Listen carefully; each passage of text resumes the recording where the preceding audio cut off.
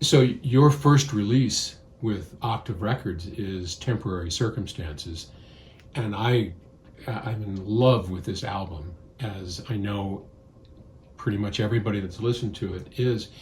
But I remember driving in the car with Terry, and we were on a trip, and we were listening to your album, and I was just in love with it. And all of a sudden, as the lyrics caught me, I was listening more to the music, and the lyrics were just kind of sliding in one ear, sliding out the other. Perfect. Yeah, I mean, it wasn't, it was, you know.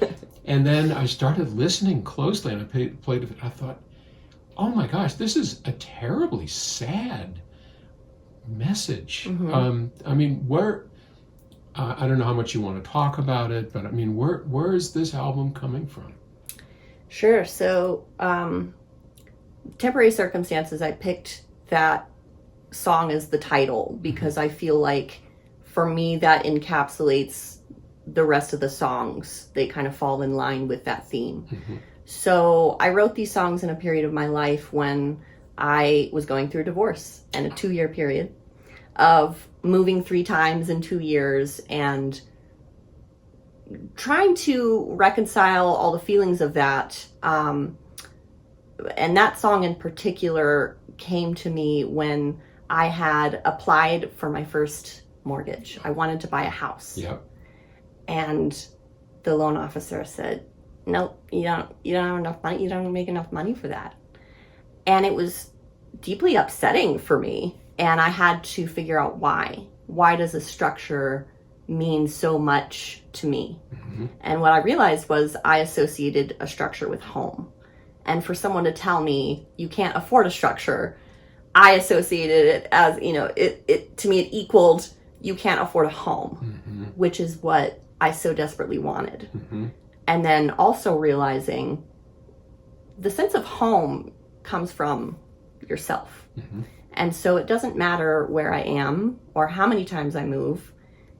I can embrace what will inevitably be temporary circumstances and go ahead and settle in and feel a sense of home. I don't need to wait until I have a structure.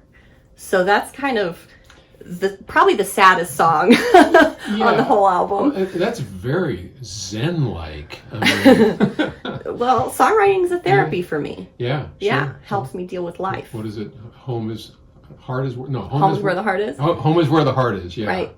I can't remember all these aphorisms, but yeah. That you find that the saddest song on there?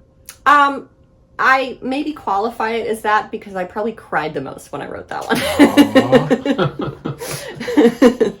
I can laugh now, but at the time it's different. And as you make your way through the album, there are some uplifting moments and there's some discovery in there, and I just find it a journey. Mm-hmm. And there aren't that many albums out there that as you listen through the whole thing, not only is the music great, but you start at point A and you wind up going on this journey with mm-hmm. you, and then at the end, we're somewhere else, and then the bonus track with the Niles Rodgers riff, sure. with the disco bit where we you guys just changed that whole thing up. Mm-hmm. Which I thought was amazing, because when I first heard that, Gus played it for me. He said, "Do you think we ought to include this on the album?" I go, "Hell yes, yes, absolutely." The reason we did that. No. So, because you saw the process up close, but we had recorded the album and then added most of the full band after the fact. Right.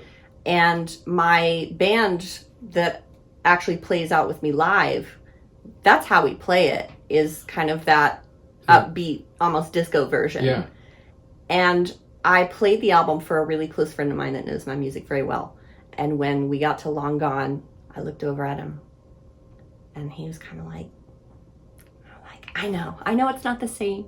Just let it be what it is. And so when we had the opportunity to add more instruments, I wanted to represent how we play it live, but I really couldn't get over the other version. Mm-hmm. And I felt like that original version really fit the lineup of the songs for me. Yep.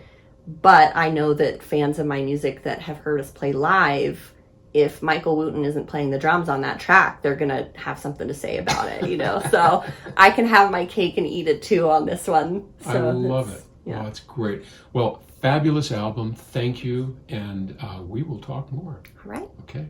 Bye.